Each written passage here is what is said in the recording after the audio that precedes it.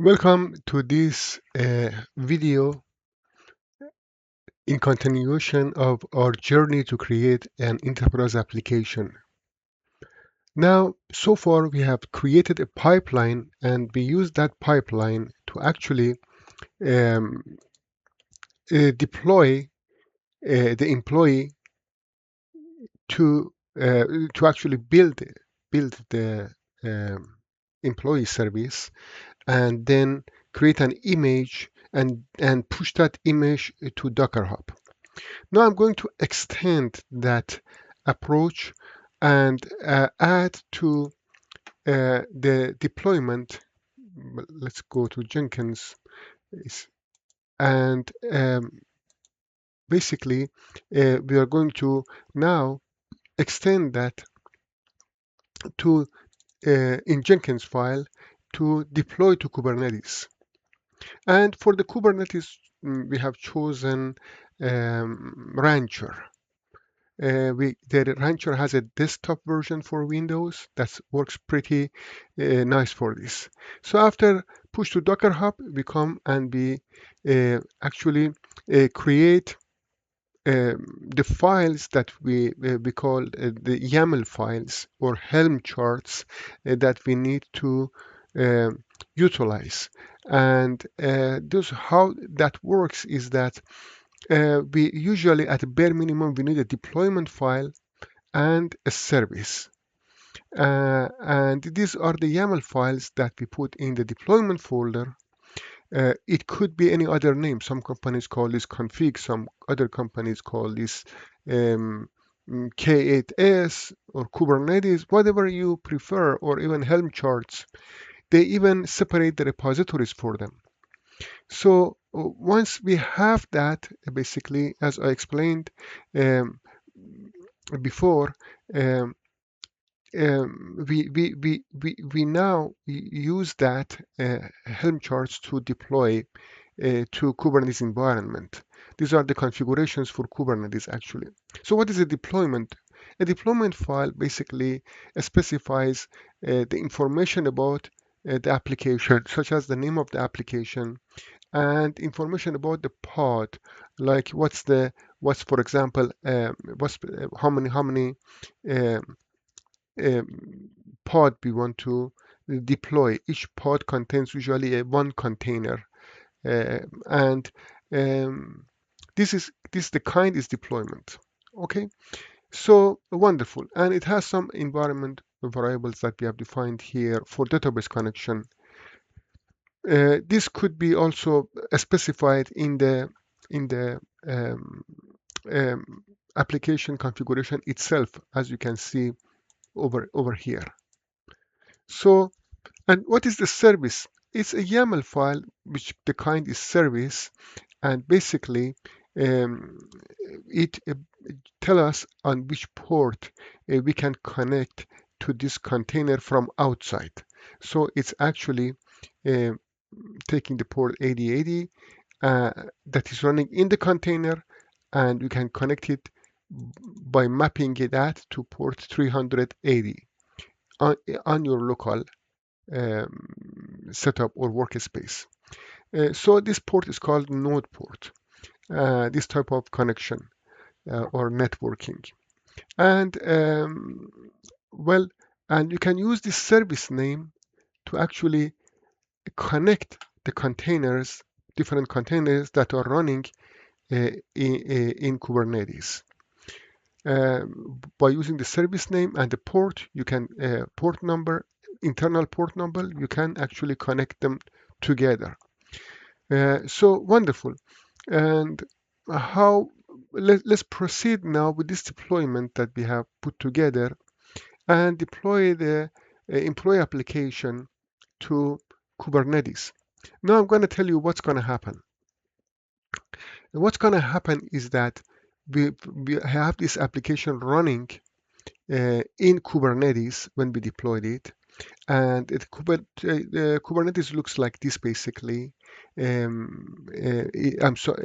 runs in Rancher. Rancher is an environment where the Kubernetes utilities is provided.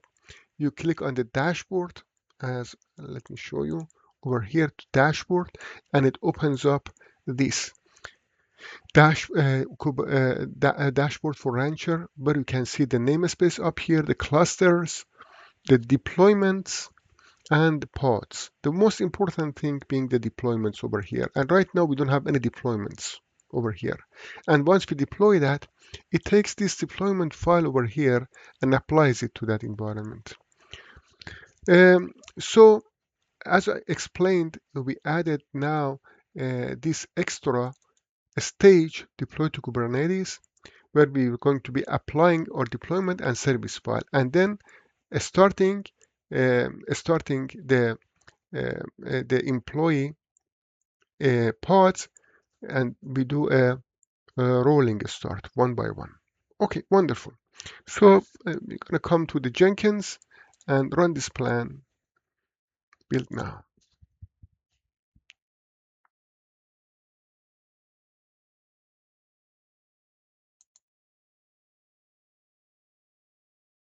And I'm expecting this very well. It actually built successfully. Wonderful. So what I told you that is what I forgot to let you know that is that we had to make that change um, to connect to the database in a different way. So the database right now is running on our local server, and this is the IP address of the server. Okay, and other than that, interestingly, the service that is now deployed to Rancher, hopefully, let's go and check this out. Well, I don't see it here, so, and it said it ran successfully. Let's go and see what happened.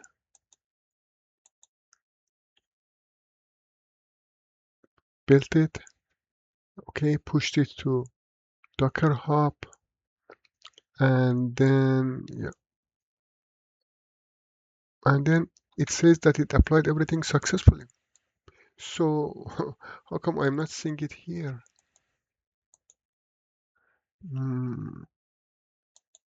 Maybe how would I refresh this? Let me close this. Okay, and reopen it. Now it was reopened in my other monitor. I'm gonna go to workloads,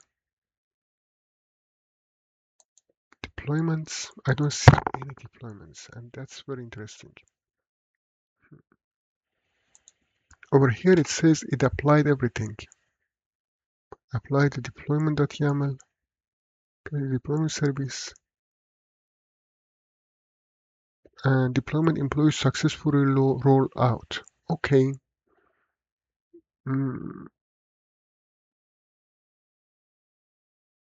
There is no error over here, and yet I don't see the deployment. This is interesting. So at the very least, it's interesting, yeah.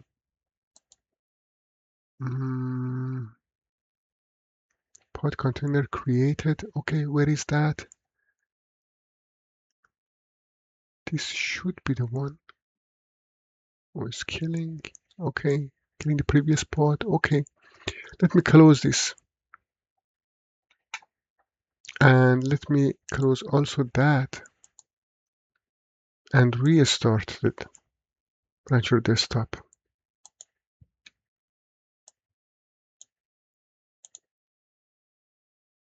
It says 4 deployments, but I don't see the deployments here. And okay,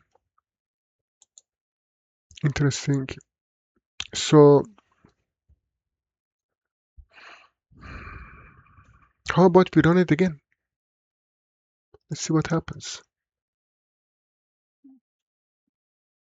Say replay and rerun this Jenkins file.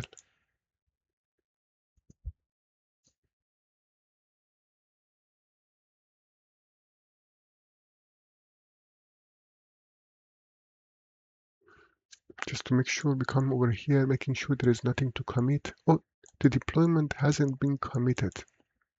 The deployment.yaml. Oh, okay. So then I'm going to commit this one. And what is the change? That was the change. Okay, let's commit this one, commit file. But that's okay. That older comment should do.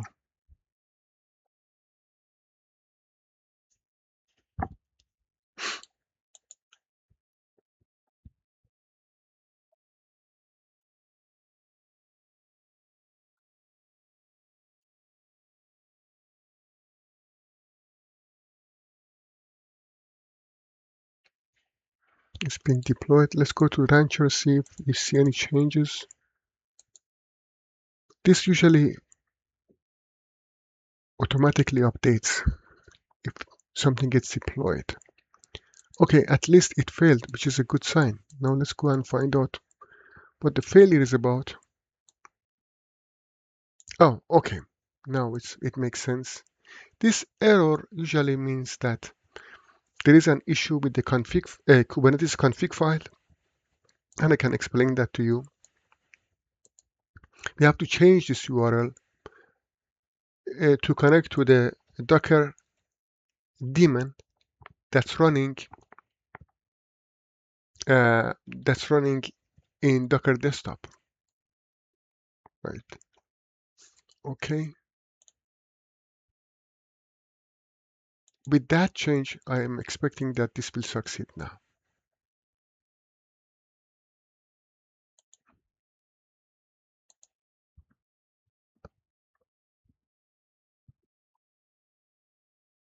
Maybe I was looking at the wrong successful deployment. You know what happened? It never refreshed. So I thought I was looking at this number 34, which has been built a while ago. And that's why I thought that the deployment was successful. Now it all makes sense. One of those other things we see during our deployment days. Yeah, this one was successful, and I bet the thing is there now. Oh, right there. Yeah, and it was successful. Wonderful.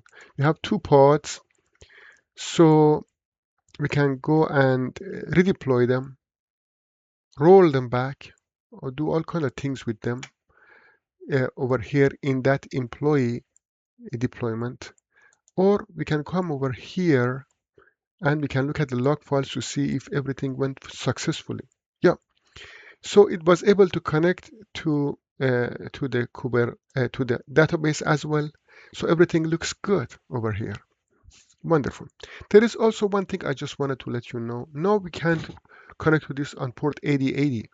Port 8080, when it runs in the container, port 8080 is specific to um, specific to the container. Otherwise, from outside, you can't call port 8080. It is, you can connect to port 8080 from that containers that run the same pod. If you want to connect to it from the outside, you have to use this node port. And I explained that before. That's port 380. So let's go over here, run a simple test and say localhost 30, what was that? Oh, yeah, 380 and greet. Yeah, this is great. We can connect to the employee now that is running in the rancher. And to prove that, we are running on port 380. And if you come over here, you'll see that this employee container has stopped in the Docker desktop. See? In Docker desktop, it has stopped. And basically, if I start this, see, let's see if I can invoke it from port 8080. I'm not sure if we can do that because yes, it did actually. So that is got to do with this version of the container that's running. Now, if I stop this now in the Docker desktop and come over here and refresh this, See, it's not there anymore. But the one that's running on port 380, which is in the rancher, that is up. Okay, wonderful. Now let's see if we have anything in the now I'm going to test the database. So over here, if you come and open up the database view like so, and then open up a database console by clicking here and saying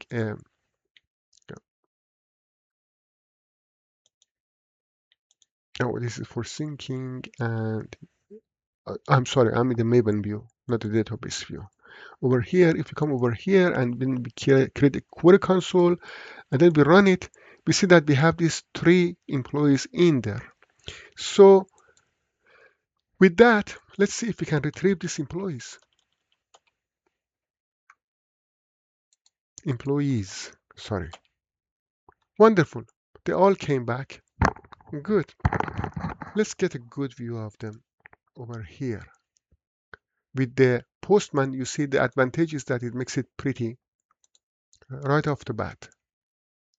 So you see we have the 3 employees that we have in the database over there. And let's retrieve employee by ID, for example, number 6. Yeah, this is Adam Smith. All right. And if we go over here, number 6, and verify that number 6 is indeed Adam Smith. And the Adam Smith that is 41-year-old actually.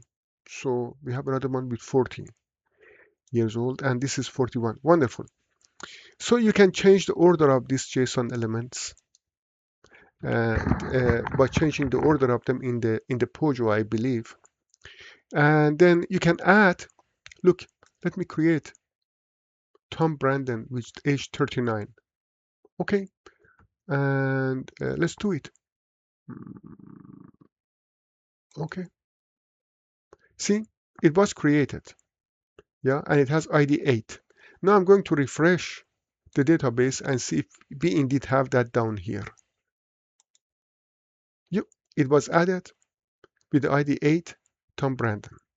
So that concludes this part of our video series, which we were able to actually deploy our application to Kubernetes in Rancher. Now I want to tell you that there are other facilities that uh, utilities that they can be used instead of Rancher. This was very easy to use for us because the Rancher provides a desktop version of it that works very smoothly. So what happened was that we extended our Jenkins file in the pipeline to deploy to Rancher, but there is a catch over here. See, the catch is that in the Rancher, this employee that is running, this exception refers to this icon that comes with the Spring Boot. Is nothing. It's not a big deal. Um, uh, we see the successful interaction with the Hibernate and the database down here.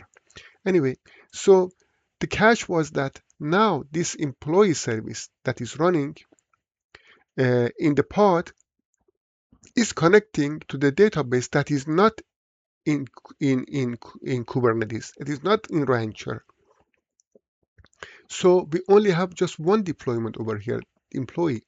The, the Postgres is running somewhere else. Actually, it could be miles away in some data center or anything. In this case, it is running in Docker Desktop. And we connected to it by providing the URL where the database lives. And over here, this URL is actually our our own laptop URL. Or actually, to be more specific, is the router URL. So how I got this, basically, you can come over here and we can say ipconfig, sorry, and you'll see it right up here. Yeah, this is the IPv4 address right there. All right. So, um, so then, but usually it would take time, wouldn't it? It wouldn't be good for performance if our database is running remotely from our applications. So the ideal way is to actually bring our database and containerize it and deploy it to Kubernetes. Run it in the same namespace as, as our employees running, in the same cluster, if I'm going to be more specific. So how do I do that? First of all, I have to create a project for my Postgres, the same way I created a project for the employee. I'm going to have to create a Docker file for it to build it, and then I'm going to create the Jenkins file so that I can actually um, uh, send that built image to my Docker hub, and then deploy that image to Rancher. That's gonna come in the next video. Thank you very much for hanging in with me, and hope to see you in the next video, which we're going to continue our journey for creating enterprise applications the way it's done in the real world. Thank you.